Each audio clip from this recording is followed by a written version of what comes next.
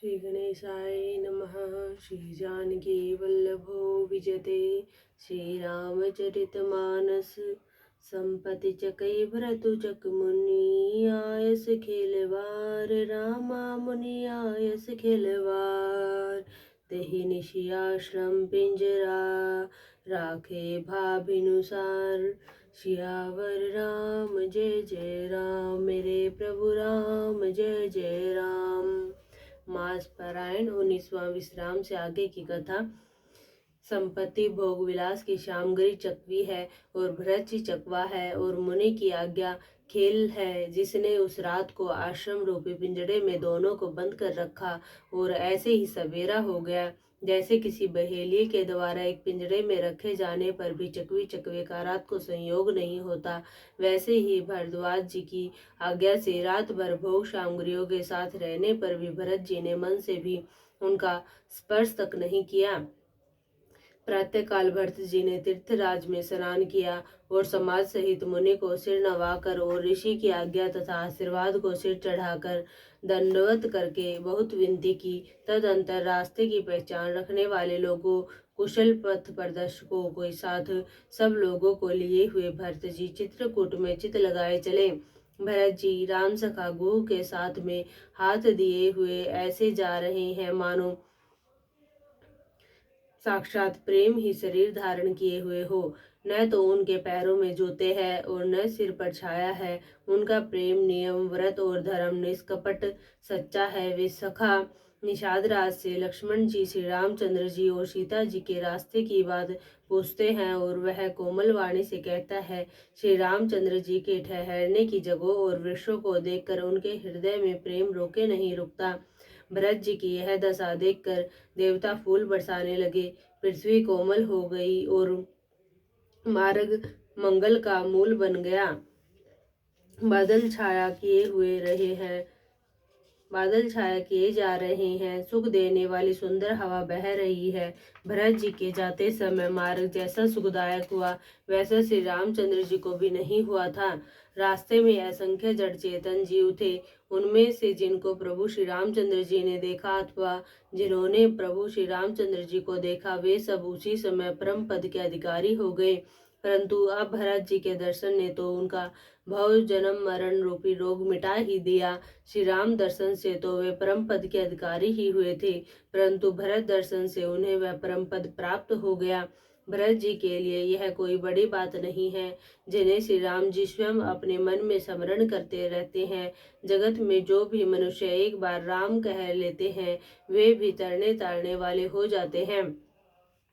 फिर भरत जी तो श्री रामचंद्र जी के प्यारे तथा उनके छोटे भाई ठहरे, तब भला उनके लिए मार्ग मंगल सुखदायक कैसे न हो। सिद्ध साधु और श्रेष्ठ मुनि ऐसा कह रहे हैं और भरत जी को देखकर हृदय में हर्ष लाभ करते हैं। भरत जी के इस प्रेम के प्रभाव को देखकर देवराज इंद्र को सोच हो गया कि कहीं उनके प्रेम व श्री राम जी लौट न आ जाए और हमारा बना बनाया काम बिगड़ जाए। संसार भले के लिए भला और बुरे के लिए बुरा है। मनुष्य जैसा आप होता है, जगत उसे वैसा ही दिखता है। उसने गुरु बृहस्पति जी से कहा, हे प्रभु, वही उपाय कीजिए जिसे श्री रामचंद्र जी और भरत जी की भेंट ही न हो। श्री रामचंद्र जी संकोची और प्रेम के वश है और भरत जी प्रेम के समुद्र है। बनी बनाई बात बिगड़ना चाहती है, इसलिए कुछ छल ढूंढ कर इसका उपाय कीजिए। इंद्र के वचन सुनते ही देवगुरु बृहस्पति जी मुस्कुराए। उन्होंने हजार नेत्रों वाले इंद्र को ज्ञान रूपी नेत्रों से रहित मूर्ख समझा और कहा, हे देवराज, माया के स्वामी श्री रामचंद्र जी के सेवक के साथ कोई माया करता है तो वह उलट कर अपने ही ऊपर आ पड़ती है। उस समय पिछली बार तो श्री रामचंद्र जी का रुख जानकर कुछ किया था, परंतु इस समय कुचाल करने से हानि ही होगी। हे देवराज, श्री रघुनाथ जी का स्वभाव सुनो। वे अपने प्रति किए हुए अपराध से कभी रुष्ट नहीं होते, पर जो कोई उनके भगत का अपराध करता है, वह श्री राम की क्रोधाग्नि में जल जाता है। लोक और वेद दोनों में इतिहास कथा प्रसिद्ध है। इस महिमा को दुर्वासा जी जानते हैं। सारा जगत श्री राम को जपता है। वे श्री राम जी जिनको जपते हैं, उन भरत जी के समान श्री रामचंद्र जी का प्रेमी कौन होगा। हे देवराज, रघुकुल श्री रामचंद्र जी के भगत का काम बिगाड़ने की बात मन में भी न लाइए। ऐसा करने से लोक में अपयश और परलोक में दुख होगा और शोक का सामान दिनों दिन बढ़ता ही चला जाएगा। हे देवराज, हमारा उपदेश सुनो। श्री राम जी को अपना सेवक परम प्रिय है। वे अपने सेवक की सेवा से सुख मानते हैं और सेवक के साथ वैर करने से बड़ा भारी वैर मानते हैं। यद्यपि वे सम है, उनमें न राग है न रोष है और न वे किसी पाप पुण्य और गुण दोष ही ग्रहण करते हैं। उन्होंने विश्व में कर्म को ही प्रधान कर रखा है। जो जैसा करता है वह वैसा ही फल भोगता है। तथापि तथापि वे भक्त और अभक्त के हृदय के अनुसार सम और विषम व्यवहार करते हैं। भक्त को प्रेम से गले लगा लेते हैं और अभक्त को मारकर ताड़ देते हैं। गुण रहित, निर्लेप, मान रहित और सदा एक रस भगवान श्री राम भगत के वश ही प्रेमवश ही सगुण हुए हैं। श्री राम जी सदा अपने सेवकों भक्तों की रुचि रखते आए हैं। वेद पुराण साधु और देवता इसके साक्षी हैं। ऐसा हृदय में जानकर कुटिलता छोड़ दो और भरत जी के चरणों में सुंदर प्रीति करो। हे देवराजेंद्र, श्री रामचंद्र जी के भगत सदा दूसरों के हित में लगे रहते हैं। वे दूसरों के दुख से दुखी और दयालु होते हैं। फिर भरत जी तो भक्तों की शिरोमणि है, उनसे बिल्कुल न डरो। प्रभु श्री रामचंद्र जी सत्य प्रतिज्ञा और देवताओं का हित करने वाले हैं और भरत जी श्री राम जी की आज्ञा के अनुसार चलने वाले हैं। तुम व्यर्थ ही स्वार्थ के विशेष वश होकर व्याकुल हो रहे हो। इसमें भरत जी का कोई दोष नहीं, तुम्हारा ही मोह है। देवगुरु बृहस्पति जी की श्रेष्ठ वाणी सुनकर इंद्र के मन में बड़ा आनंद हुआ और उनकी चिंता मिट गई। तब हर्षित होकर देवराज फूल बरसाकर भरत जी के स्वभाव की सराहना करने लगे। इस प्रकार भरत जी मार्ग में चले जा रहे हैं। उनकी प्रेममयी दशा देखकर मुनि और सिद्ध लोग भी सिहाते हैं। भरत जी जब भी राम कहकर लंबी सांस लेते हैं तभी मानो चारों ओर प्रेम उमड़ पड़ता है। उनके प्रेम और दीनता से पूर्ण वचनों को सुनकर वज्र और पत्थर भी पिघल जाते हैं। अयोध्या वासियों का प्रेम कहते नहीं बनता। बीच में निवास मुकाम करके भरत जी यमुना जी के तट पर आए। यमुना जी का जल देखकर उनके नेत्रों में जल भर आया। श्री रघुनाथ जी के श्याम रंग का सुंदर जल देखकर सारे समाज सहित भरत जी प्रेम विह्वल होकर श्री राम जी के विरह रूपी समुद्र में डूबते डूबते विवेक रूपी जहाज पर चढ़ गए। अर्थात यमुना जी का श्याम वर्ण जल देखकर सब लोग श्याम वर्ण भगवान के प्रेम में विह्वल हो गए और उन्हें न पाकर विरह व्यथा से पीड़ित हो गए। तब भरत जी को यह ध्यान आया कि जल्दी चलकर उनके साक्षात दर्शन करेंगे। इस विवेक से वे फिर उत्साहित हो गए। उस दिन यमुना जी के किनारे निवास किया। समय अनुसार सबके लिए खान पान आदि की सुंदर व्यवस्था हुई। निषाद राज का संकेत पाकर रात ही रात में घाट घाट की अगणित नावें वहां आ गई, जिनका वर्णन नहीं किया जा सकता। सवेरे एक ही खेवे में सब लोग पार हो गए और श्री रामचंद्र जी के सखा निषाद की इस सेवा से संतुष्ट हुए। फिर स्नान करके और नदी को सिर नवाकर निषाद राज के साथ दोनों भाई चले। आगे अच्छी अच्छी सवारियों पर श्रेष्ठ मुनि है, उनके पीछे सारा राज समाज जा रहा है। उसके पीछे दोनों भाई बहुत सादे भूषण वस्त्र और वेश से पैदल चल रहे हैं। सेवक मित्र और मंत्री के पुत्र उनके साथ हैं। लक्ष्मण, सीता जी और श्री रघुनाथ जी का स्मरण करते जा रहे हैं। जहाँ जहाँ श्री राम जी ने निवास और विश्राम किया था वहाँ वहाँ वे प्रेम सहित प्रणाम करते हैं। मार्ग में रहने वाले स्त्री पुरुष यह सुनकर घर और कामकाज छोड़कर दौड़ पड़ते हैं और उनके रूप सौंदर्य और प्रेम को देखकर वे सब जन्म लेने का फल पाकर आनंदित होते हैं। गांव की स्त्रियां एक दूसरे से प्रेम पूर्वक कहती है, सखी ये राम लक्ष्मण है कि नहीं। हे सखी, इनकी अवस्था, शरीर और रंग रूप तो वही है। शील स्नेह उन्हीं के सदृश है और चाल भी उन्हीं के समान है। परंतु हे सखी, इनका न तो वह वेश वल्कल वस्त्रधारी मुनि वेश है, न सीता जी ही संग है और इनके आगे चतुरंगिणी सेना चली जा रही है। फिर इनके मुख प्रसन्न नहीं है, इनके मन में खेद है। हे सखी, इसी भेद के कारण संदेह होता है। उसका तर्क युक्ति अन्य स्त्रियों के मन भाया सब कहती है कि इसके समान सयानी चतुर कोई नहीं है। उसकी सराहना करके और तेरी वाणी सत्य है, इस प्रकार उसका सम्मान करके दूसरी स्त्री मीठे वचन बोली। श्री राम जी के राज तिलक का आनंद जिस प्रकार से भंग हुआ था, वह सब कथा प्रसंग प्रेम पूर्वक कहकर फिर वह भाग्यवती स्त्री श्री भरत जी के शील स्नेह और स्वभाव की सराहना करने लगी। वह बोली, देखो ये भरत जी पिता के दिए हुए राज्य को त्याग कर पैदल चलते और फलाहार करते हुए श्री राम जी को मनाने के लिए जा रहे हैं। इनके समान आज कौन है? भरत जी का भाईपना, भक्ति और इनके आचरण कहने और सुनने से दुख और दोषों के हरने वाले हैं। हे सखी, उनके संबंध में जो कुछ भी कहा जाए वह थोड़ा है। श्री रामचंद्र जी के भाई ऐसे क्यों न हो? छोटे भाई शत्रुघ्न सहित भरत जी को देखकर हम सब भी आज धन्य बड़भागिनी स्त्रियों की गिनती में आ गई। इस प्रकार भरत जी के गुण सुनकर और उनकी दशा देखकर स्त्रियां पछताती है और कहती है, यह पुत्र के कई जैसी माता के योग्य नहीं है।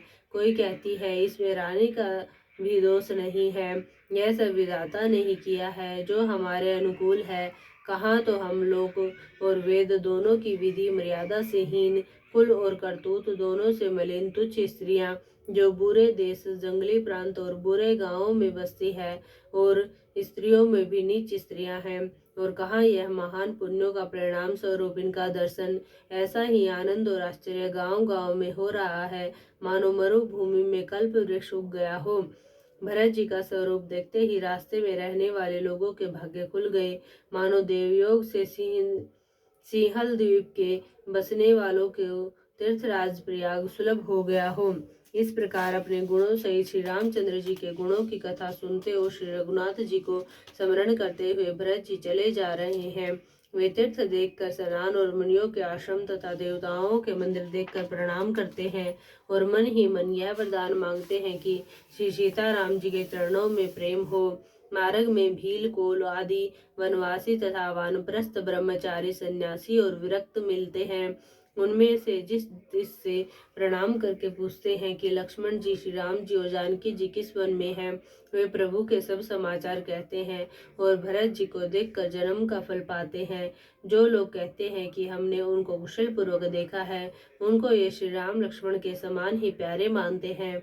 इस प्रकार सबसे सुंदर वाणी से पूछते और श्री राम जी के वनवास की कहानी सुनते जाते हैं। उस दिन वही ठहर कर दूसरे दिन प्रातःकाल ही श्री रघुनाथ जी का स्मरण करके चले। साथ के सब लोगों को भी भरत जी के समान ही श्री राम जी के दर्शन की लालसा लगी हुई है।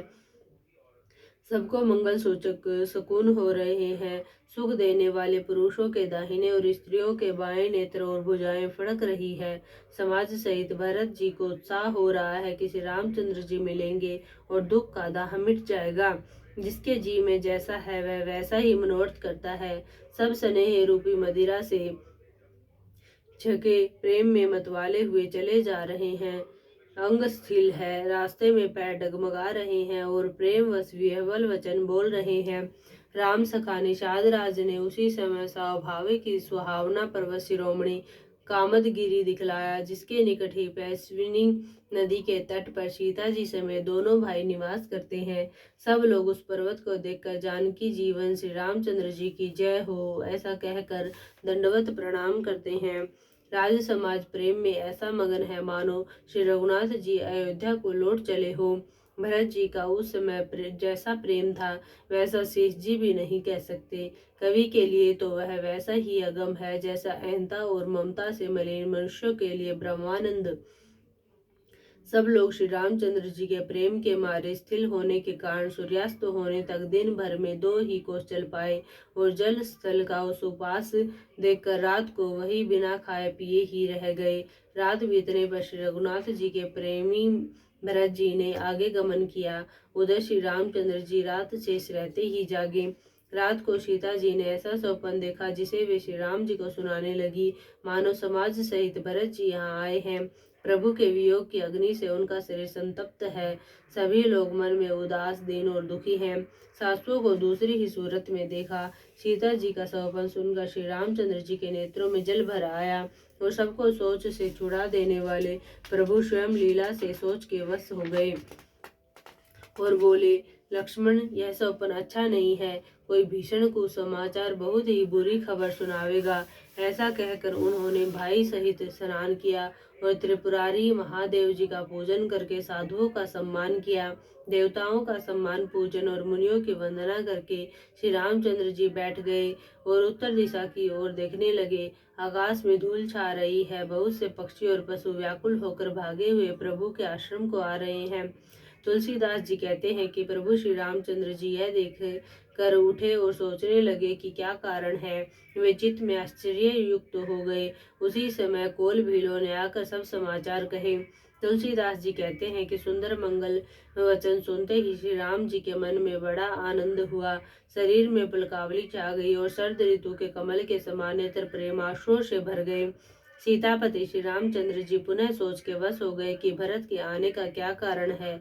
फिर एक ने आकर ऐसा कहा कि उनके साथ में बड़ी भारी चतुरंगिणी सेना भी है। यह सुनकर श्री रामचंद्र जी को अंत्य सोच हुआ। इधर तो पिता के वचन और उधर भाई भरत जी का संकोच। भरत के स्वभाव को मन में समझकर तो प्रभु श्री रामचंद्र जी चित्त को ठहराने के लिए कोई स्थान ही नहीं पाते हैं। तब यह जानकर समाधान हो गया कि भरत साधु और सियाने हैं तथा मेरे कहने में आज्ञाकारी है। लक्ष्मण जी ने देखा कि प्रभु श्री राम जी के हृदय में चिंता है, तो वे समय के अनुसार अपना नीति युक्त विचार कहने लगे। हे स्वामी, आपके बिना ही पूछे मैं कुछ कहता हूँ। सेवक समय पर रिठाई करने से ढीठ नहीं समझा जाता, अर्थात आप पूछे तब मैं कहूँ, ऐसा अवसर नहीं है, इसलिए यह मेरा कहना ढिठाई नहीं होगा।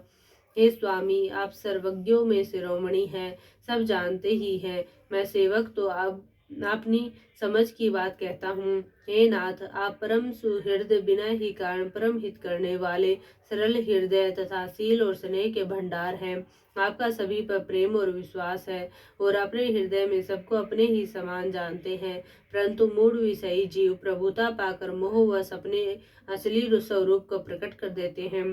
भरत नीति प्रायण, साधु और चतुर है तथा प्रभु आपके चरणों में उनका प्रेम है, इस बात को सारा जगत जानता है। वे भरत भी आज श्री राम जी आपका पद, सिंहासन या अधिकार पाकर धर्म की मर्यादा को मिटाकर चले हैं। कुटिल खोटे भाई भरत को समय देखकर और यह जानकर कि राम जी आप वनवास में अकेले असहाय हैं, अपने मन में बुरा विचार करके समाज जोड़कर राज्य को निष्कंटक करने के लिए यहाँ आए हैं। करोड़ों अनेकों प्रकार की कुटिलताएं रचकर सेना बटोर कर दोनों भाई आए हैं। यदि उनके हृदय में कपड़ और कुचाल न होती तो रथ, घोड़े और हाथियों की कतार ऐसे समय कैसे सुहाती। परंतु भरत को ही व्यर्थ कौन दोष दे। राजपद पा जाने पर सारा जगत ही पागल मतवाला हो जाता है। चंद्रमा गुरु पत्नी गामी हुआ। राजा नहुस ब्राह्मणों की पालकी पर चढ़ा और राजा वेन के समान नीच तो कोई नहीं होगा जो लोक और वेद दोनों से विमुख हो गया। सहस्त्र भाव देवराज इंद्र और त्रिशंकु आदि किसको राजमद ने कलंक नहीं दिया। भरत ने यह उपाय उचित ही किया है, क्योंकि शत्रु और ऋण को कभी जरा भी शेष नहीं रखना चाहिए। हाँ, भरत ने एक बात अच्छी नहीं की, जो राम जी आपको ऐसा है जानकर उनका निरादर किया। पर आज संग्राम में श्री राम जी आपका क्रोधपूर्ण मुख देखकर यह बात भी उनकी समझ में विशेष रूप से आ जाएगी, अर्थात इस निरादर का फल भी वे अच्छी तरह पा जाएंगे।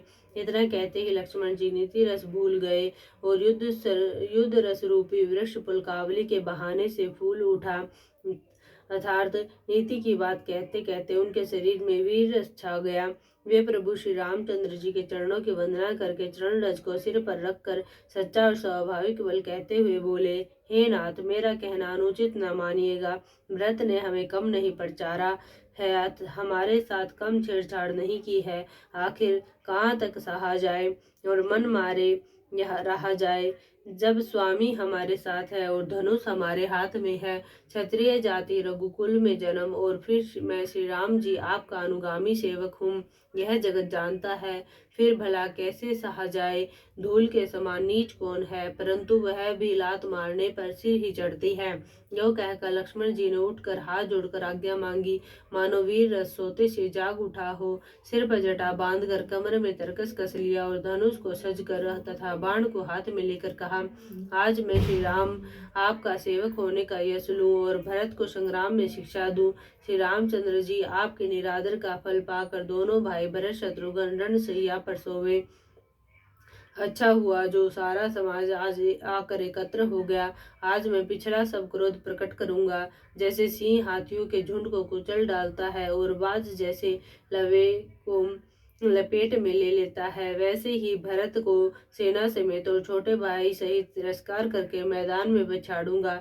यदि शंकर भी आकर उनकी सहायता करे तो भी मुझे राम जी की सौगंध है, मैं उन्हें युद्ध में अवश्य मार डालूंगा, छोड़ूंगा नहीं।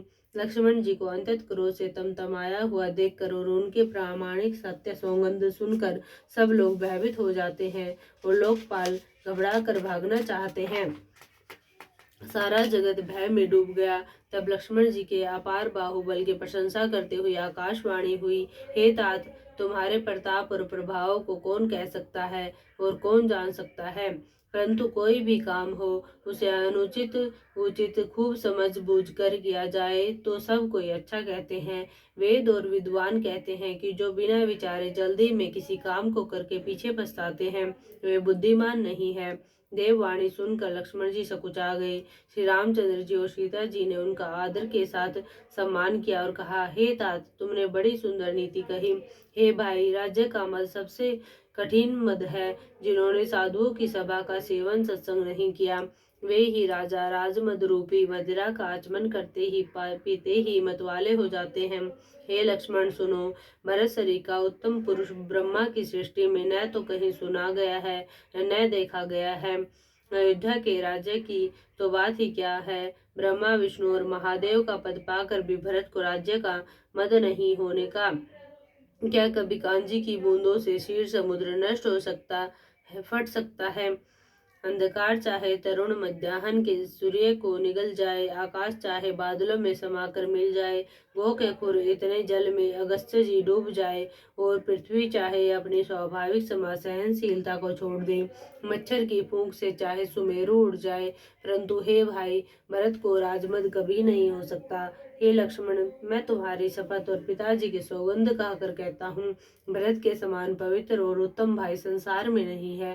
हे तात, गुण रूपी दूध और अवगुण रूपी जल को मिलाकर विधाता इस दृश्य प्रपंच जगत को रचता है, परंतु भरत ने सूर्यवंश रूपी तालाब में हंस रूप जन्म लेकर गुण और दोष का विभाग कर दिया, दोनों को अलग अलग कर दिया। गुण रूपी दूध को ग्रहण कर और अवगुणी रूपी जल को त्याग कर भरत ने अपने यश से जगत में उजियाला कर दिया है। भरत जी के गुणशील और स्वभाव को कहते कहते श्री रघुनाथ जी प्रेम समुद्र में मगन हो गए। श्री रामचंद्र जी की वाणी सुनकर और भरत जी पर उनका प्रेम देखकर समस्त देवता उनकी सराहना करने लगे और कहने लगे कि श्री रामचंद्र जी के समान कृपा के धाम प्रभु और कौन है। यदि जगत में भरत का जन्म न होता तो पृथ्वी पर संपूर्ण धर्मों की धूरी को कौन धारण करता। हे रघुनाथ जी, कवि कुल के लिए अगम उनकी कल्पना से अतीत भरत जी के गुणों की कथा आपके सिवा और कौन जान सकता है। लक्ष्मण जी, श्री रामचंद्र जी और सीता जी ने देवताओं की वाणी सुनकर अंत सुख पाया जो वर्णन नहीं किया जा सकता। यहाँ भरत जी ने सारे समाज के साथ पवित्र मंदाकिनी में स्नान किया, फिर सबको नदी के समीप ठहरा कर तथा माता गुरु और मंत्री की आज्ञा मांग कर निषाद राज और शत्रुघ्न को साथ लेकर भरत जी वहां को चले जहाँ श्री सीता जी और श्री रघुनाथ जी थे। भरत जी अपनी माता केकई की करनी को समझकर याद करके सकुचाते हैं और मन में करोड़ों अनेकों कुतर्क करते हैं और सोचते हैं, श्री राम लक्ष्मण और सीता जी मेरा नाम सुनकर स्थान छोड़कर कहीं दूसरी जगह उठ कर न चले जाएं। मुझे माता के मत में मानकर वे जो कुछ भी करे सो थोड़ा है, पर वे अपनी ओर समझकर अपने विरध और संबंध को देखकर मेरे पापों और अवगुणों को क्षमा करके मेरा आदर ही करेंगे। चाहे मलिन मन जानकर मुझे त्याग दे, चाहे अपना सेवक मानकर मेरा सम्मान करे, कुछ भी करे, मेरे तो श्री रामचंद्र जी की ज्योतियां ही शरण है। श्री रामचंद्र जी तो अच्छे स्वामी है। दास का ही है। जगत में यश के पात्र तो चातक और मछली ही है, जो अपने प्रेम और प्रेम को सदा नया बनाए रखने में निपुण है। ऐसा मन में सोचते हुए भरत जी मार्ग में चले जाते हैं। उनके सब अंग संकोच और प्रेम से स्थिर हो रहे हैं। माता की हुई बुराई मानो उन्हें लौटाती है, पर धीरज की धुरी को धारण करने वाले भरत जी भक्ति के बल से चले जाते हैं। जब श्री रघुनाथ जी के स्वभाव को समझते स्मरण करते हैं, तब मार्ग में उनके पैर जल्दी जल्दी पड़ने लगते हैं। उस समय भरत की दशा कैसी है, जैसे जल के प्रवाह में जल के भौरे की गति होती है। भरत जी का सोच और प्रेम देखकर उस समय निषाद विदेह को हो गया, देह की सुध बुध भूल गया। मंगल शकुन होने लगे। उन्हें सुनकर और विचार कर निषाद कहने लगा, सोच मिटेगा, हर्ष होगा, पर फिर अंत में दुख होगा। भरत जी ने सेवक गुह के सब वचन सत्य जाने और वे आश्रम के समीप जा पहुंचे। वहां के वन और पर्वतों के समूह को देखा तो भरत जी इतने आनंदित हुए मानो कोई भूखा अच्छा अन्न भोजन पा गया हो। जैसे इति के भय से दुखी हुई और तीनों आध्यात्मिक, आदि देविक और आदि भौतिक तापों तथा क्रूर ग्रहों तथा महामारियों से पीड़ित प्रजा किसी उत्तम देश और उत्तम राज्य में जाकर सुखी हो जाए। भरत जी की गति दशा ठीक उसी प्रकार की हो रही है।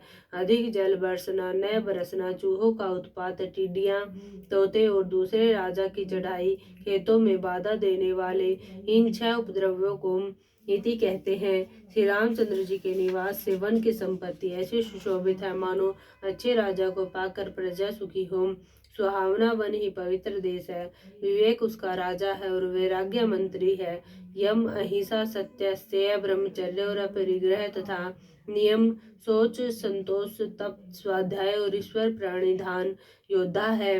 पर्वत राजधानी है। शांति तथा सुबुद्धि 2 सुंदर पवित्र रानियां हैं। वह श्रेष्ठ राजा राज्य के सब अंगों से पूर्ण है और श्री रामचंद्र जी के चरणों के आश्रित रहने से उसके चित्त में चाव, आनंद या उत्साह है।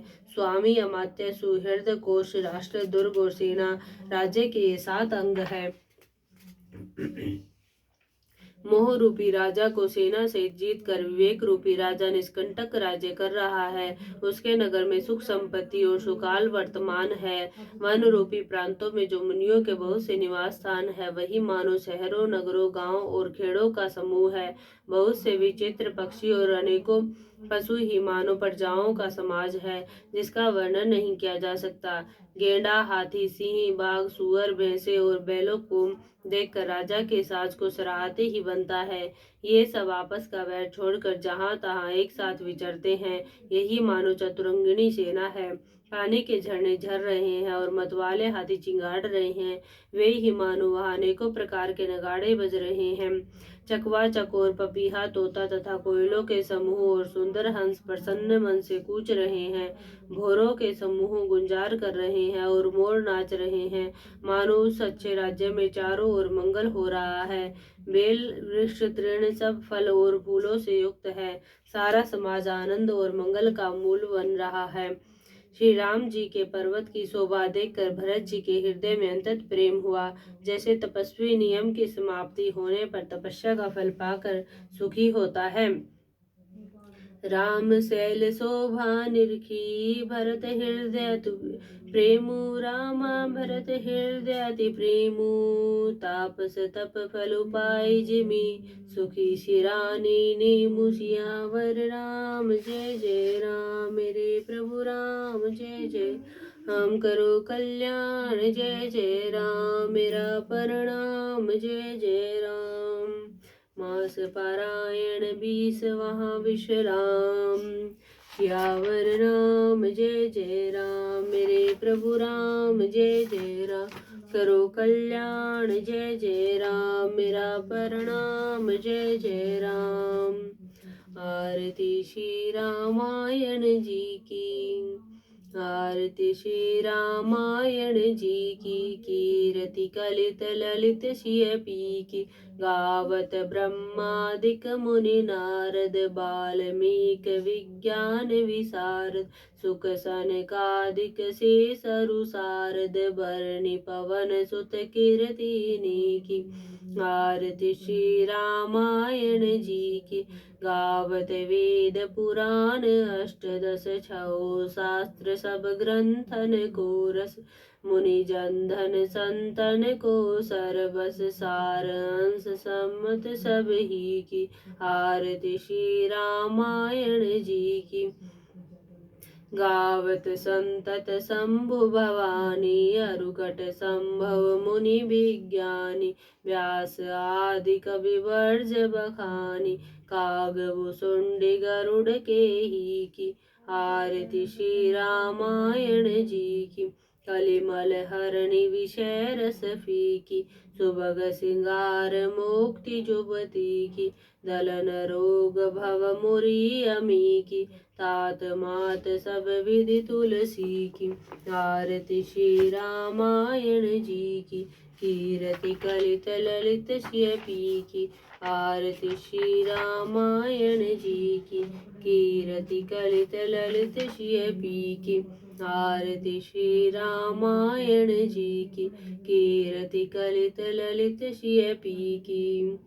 सियावर राम जय जय राम मेरे प्रभु राम जय जय राम करो कल्याण जय जय राम मेरा प्रणाम जय जय राम।